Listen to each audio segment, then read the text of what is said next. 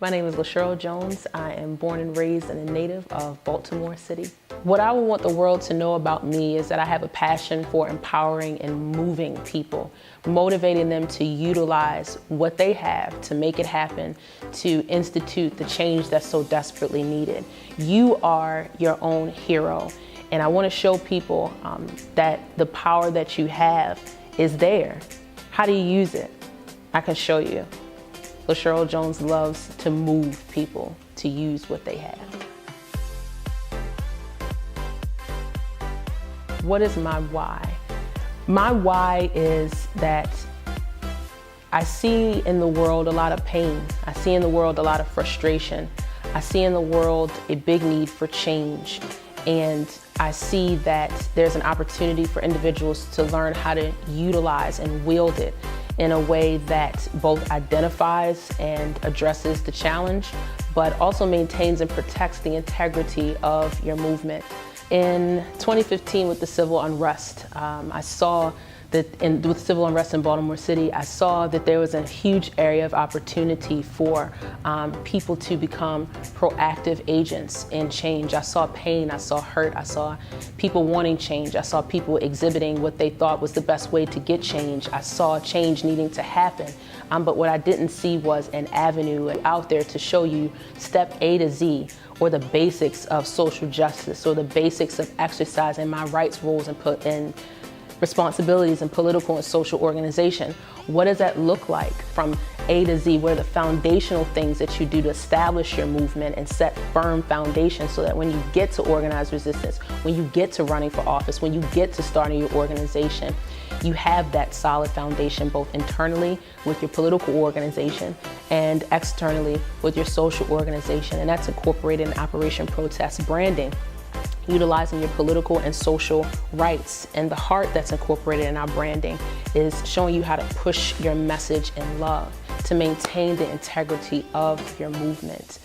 My personal connection with my movement is I started getting involved in my community in 2015, and there was a methadone clinic that was going to be opening next to a child care development center.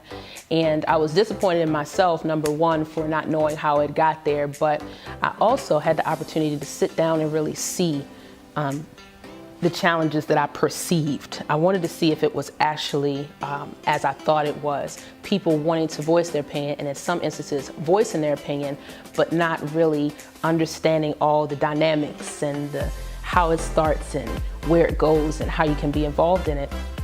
And the question was, not the question was posed, but a suggestion was given that we stand out on the corner. We wait for the news to show up. We say how we feel, and we just leave it at that. And I saw that the masses thought that that was acceptable. The masses thought that that was it. And then I said, well, that's what they know. That's what they've seen.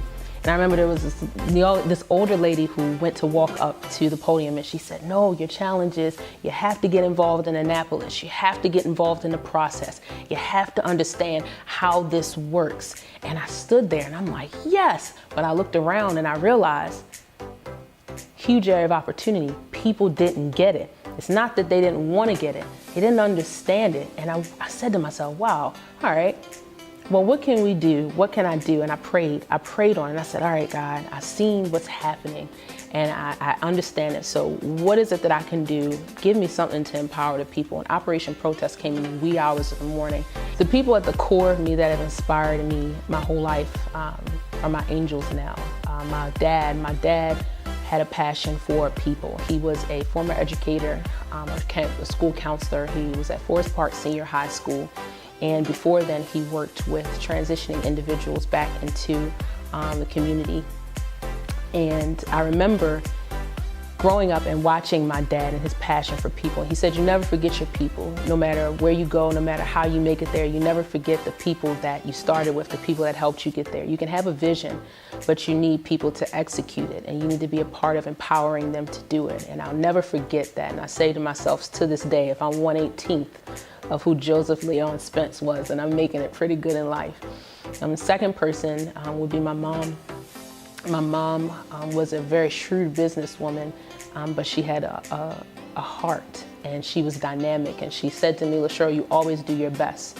So I've lived life and I've seen that, yes, there's meet standards. We should at least meet standards. That's the basics, but we should always seek to do our best in everything we do. Looking for opportunities to improve and make it better using what we have and the skills and talents. No matter where we are, there's something that we can be doing as individuals to make it happen. And the third person that inspired me at the core of me was my grandmother. And I didn't even mention my mom's name. Sorry, Ophelia Laverne Spence. I loved her. And my grandma, Shirley Majrum Wright, taught me about the compassion piece. I have a heart for people and understanding their individual and recognizing their individual circumstances and making them realize that no matter where you are, no matter what you're doing, you have value. And my grandma taught me about compassion and love. She was the typical church grandmother who also introduced me to the core and foundation of my faith and my belief in God. And she really taught me what it means to show compassion and show love and to continue to push no matter what it looks like. Faith, LaCheryl. So those are the core personal people that I've known my whole life, but inspirationally, externally, I would say Martin Luther King Jr. And I know a lot of people say, oh, Martin Luther King Jr., who doesn't? Who's not inspired and motivated by him? I'm inspired and motivated by him because he was able to guide people in the exercising of their rights, roles, and responsibilities. They knew they had it. It was there. He helped them use what they had to make it happen. He was the mouthpiece, the one that was the most highlighted. But if you really look at how he supported the people and bring out their own intrinsic value, it's dynamic to me and it's inspiring because people showed up because they realized their value and they knew their self-worth and they saw the goal and they saw the dream. So that's why Martin Luther King Jr. inspires me. If I had a magic wand and I could change Baltimore, what would that change be? The change in Baltimore would be what I'm pushing for, that people utilize what they have to make it happen. I would love for each and every person to sit down and go through an Operation Protest session and realize what exactly it is that they have at their disposal and the resources and the tools. We have power. Our voices have been heard. We've taken the national stage in different areas. Operation Protest does not champion a specific cause. It is nonpartisan, but in it not championing a specific cause, it focuses on empowering the person. You are your own champion. You are your own hero. And I would change the people of Baltimore to knowing and realizing every single resource that is at our disposal. Yes, there are people that are supposed to help you, help me, but the power that we have to help ourselves, tie on our own capes, let's get it. Support other organizations, start your own, investigate, become involved in, build relationships with, but keep love the primary focus. I would change that. That's what I would change. Be empowered to know who you are and what you're capable of and the resources you have. And remember to move in love. And we get it confused sometimes with like. We may not like everything everybody does, but to love and show respect and see it as a way to maintain the integrity of our movement, we'll see change. It will happen. And there are people out there that's doing great work, and I think this would be a great enhancement to help people get there. Investing in the foundation of its people. One of the things that I've incorporated in Operation Protest is a case study, and the case study goes to addressing and identifying root causes. I think that where we are is we see a lot of the products of historically decisions that had we invested in differently, we'd be in a different place. Investment in kids, for example, we've seen them as at the heart of a lot of the movements and a heart of a lot of the changes and impacted by a lot of the challenges. But it's been a historical challenge. So we need to start investing in our communities. What does that look like? Investing in recreation centers, investing in education, investing in programming, investing in programs that were once in place, to facilitate police and community relationships. For example, one of the largest challenges that we see in this day and age, that it's a collaborative relationship that we need to establish with both sides working with each other. We see the product of, for example, the closing of police athletic leagues. When I went and I did a survey of the community in retrospect to that issue, that's one thing that they said, but people need to realize the power that they have and the power that they have to use where they are to make change happen. And for them to realize there needs to be investment in those people. There needs to be investment in resources. There needs to be investment in access to those resources. There needs to be going out to the people, not just showing them and telling them, but not just telling them that the resources exist, but showing them how to use them. And Operation Protest is about just that. There are resources that are out there. How do you use them? What impact do they have? Long-term, short-term, how does it work for me? Helping people understand that right where they are, there is something that they can be doing.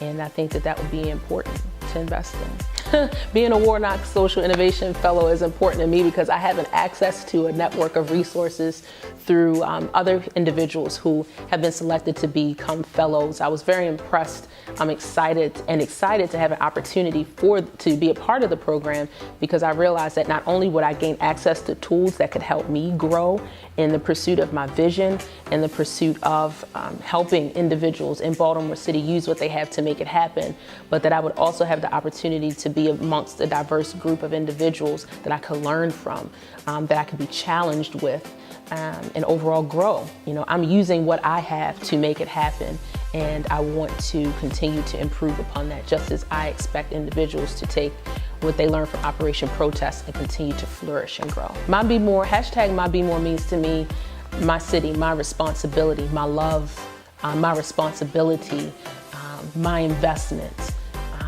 my commitment. It means, and being a Baltimore native, my Be More means that I'm responsible for it. So as long as I'm breathing, I'm responsible for not only investing in it, but sticking with it and seeing it through. I have control, I have responsibility, I have things that I can do. So my Be More I take personally because it's mine. What hashtag describes me and my work? I would say, let's see, hashtag intense. Hashtag intense, because it's a word that's been utilized to describe me my whole life. But it's intense because it's focused and it's a push. It's not for individuals who are looking for, let's just sit and talk. Let's just state the obvious. Let's do something about it. Like, what is your part? Like, what can you do? What is your goal? What is your vision? How will you get there? How are you investing? And do you realize that part of making it, part of getting there, it requires sacrifice. That's intense. It's not easy. It requires work. It requires hustle. It requires for you to not just talk about the change, but be the change. And not just be the change, but see someone else continue the change. I would like to do and say thank you to the Warnock Foundation for the opportunity to be part of such an awesome process, an awesome program. I'm very excited not only for having the opportunity, but for how having the opportunity will help me grow and flourish and bless others to use what they have to make it happen and become empowered in utilizing and exercising their rights, roles, and responsibilities in the arenas of both social and political organization while pushing their message in love. Thank you, Warnock. Thank you, Warnock Fellows.